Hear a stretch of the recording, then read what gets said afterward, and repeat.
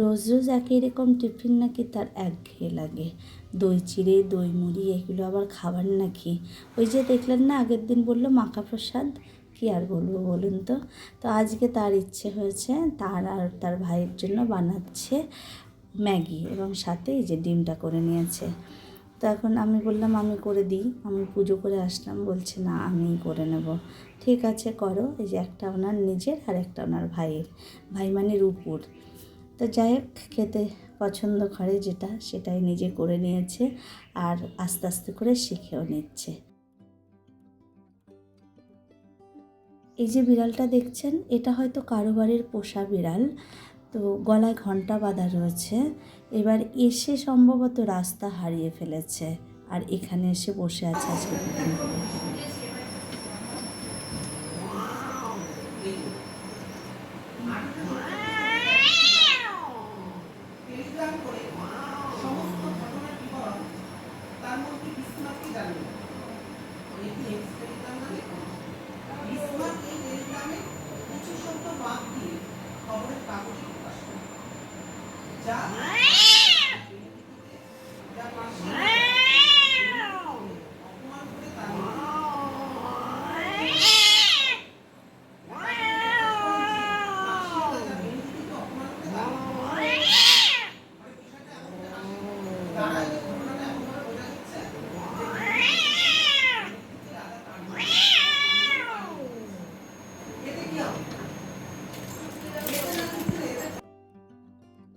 চলে এলাম রান্নাঘরে। মাছ এনেছে ফলি মাছ আর রুইয়ের পোনা। তো ফলি মাছে প্রচণ্ড পরিমাণে কাঁটা থাকে, মেয়ে তো খেতে পারবে না, তাই ওর জন্য রুই মাছের পোনা, রুই মাছের মাথা নিলাম আর 2 পিস মাছ নিয়ে নিলাম।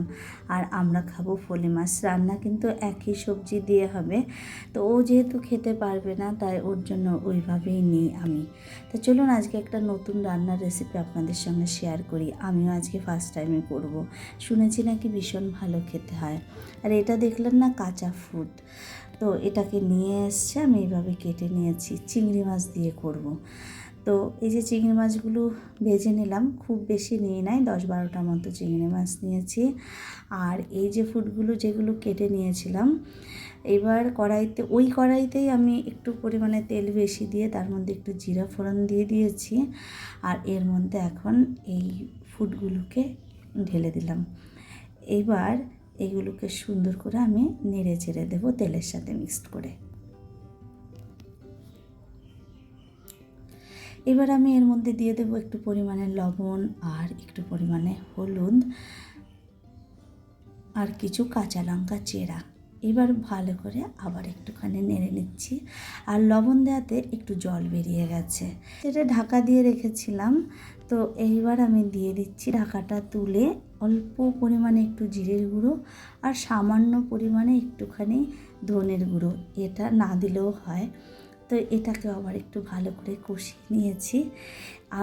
আরেকটুখানি কষাতে কষাতে যখন এই জলটা বেরিয়ে গেছে, আর মাঝে মাঝে না আমি একটুখানি দেখে নিয়েছি সেদ্ধ হয়েছে কিনা।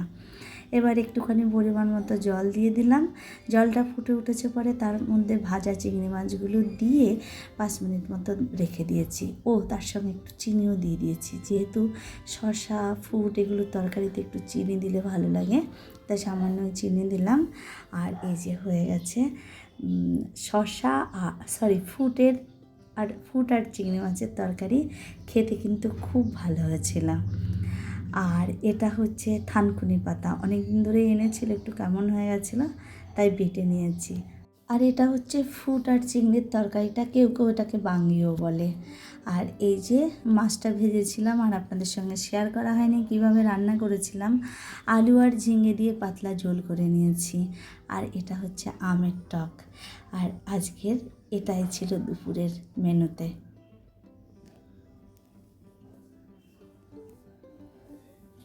আর দেখুন গার্ডেনটাকে আবার নতুন করে সাজিয়েছে।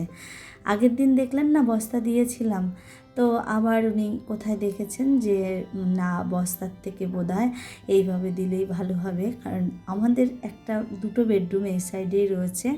তো এই বেডরুমগুলোর উপর দিয়ে এইভাবে গাছগুলো সাজিয়ে দিয়েছে, আর নিচে যে প্লেটগুলো রয়েছে সেগুলোকে উপর করে দিয়েছে, বলছে রিফ্লেক্ট হবে, তাতে ঘর নাকি ঠান্ডা থাকবে। তো যাই হোক, দেখা যাক কী হয়। আর জল দিয়ে ভিজিয়ে দিয়েছে। এখন বিকেল 5টা 10 মতন বাজে। আমি একটুখানি মার্কেটে যাব।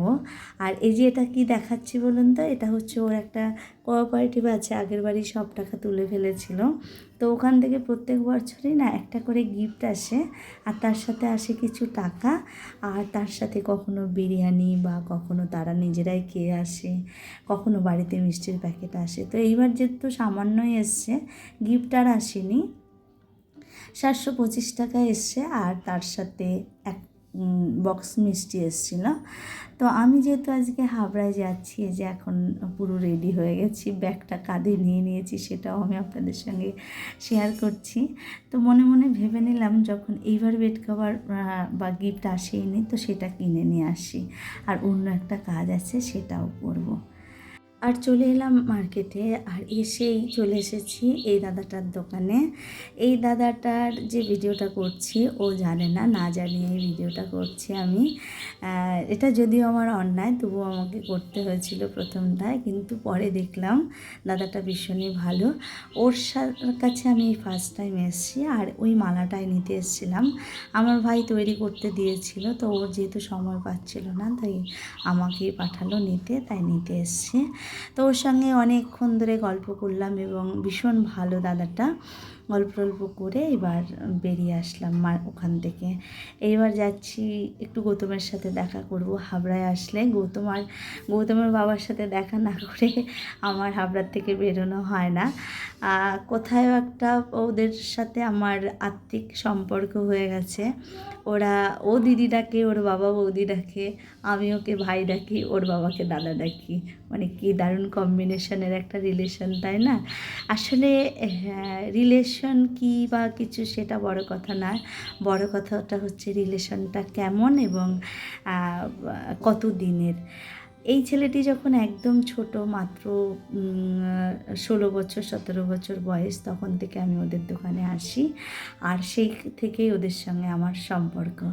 যাই হোক, ভীষণ ভালো ওরা।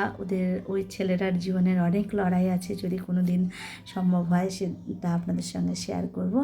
যাই হোক, আমি চলে এলাম বাড়িতে, আর মাঝখানে একটু হয়তো দেখিয়েছিলেন যে আমি একটা জিনিস কিনেছি, সেটা কি সেটা পরে দেখাচ্ছি। তো বাড়ি এসেছি, দেখুন পুরো ঝোড়ো কাক, কারণ হচ্ছে প্রচণ্ড গরম। আজকে এত পরিমাণে ঘাম হচ্ছিল, এই দুদিনের থেকে বেশি পরিমাণে ঘাম হচ্ছিল। তো যতই ঘাম হোক আর যাই হোক, বাড়ি যখন এসছি, আমি এখন একটুখানি চা খাবো, আর খাবো হলো মুড়ি আর বাদাম খাবো। তো বাদামটা নেই, আমি আগে আবার বাদামটা আনতে যাব পাড়ার দোকানে। আর আজকে একটা সবথেকে বড় কথা কি জানেন তো, যাওয়ার সময় বেরিয়ে গেছি, কানে একটা দুলও পড়ে যায়নি।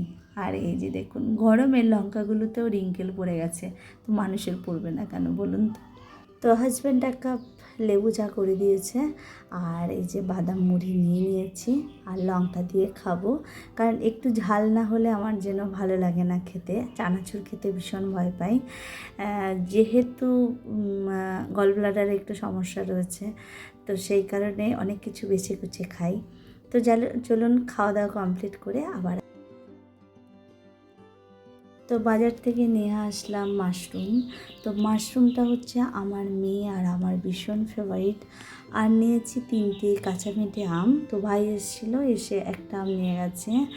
আর এই স্প্রিং অনিয়নটুকু নিয়েছে 25 টাকা শ। অত্যাধিক দাম বেশি, বললো যে নষ্ট হবে না, শুকনো আছে। তো মাঝে মাঝে নিয়ে এসে ওনার কাছ থেকে। আর এই যে দেখিয়েছিলাম না আপনাদেরকে সেই টাকায়, তো কী নেব ভাবতে ভাবতেই ভাবলাম যে একটা বেড কাভারের সেট নিয়ে নিই। তো সাদার উপরটা যেহেতু আমি একটু বেশি পছন্দ করি, তো আমি হোয়াইটের উপরেই নিয়ে নিয়েছি। আমার বেশ ভালো লেগেছে। এটা একটা বেড কাভারের সেট। এই সেটটার মধ্যে ছিল দুটো পিলো আর একটা সাইড পিলো কাভার, এবং কাভারগুলো বেশ বড় বড়। আমাদের বালিশ এমনিতেই ভীষণ বড়।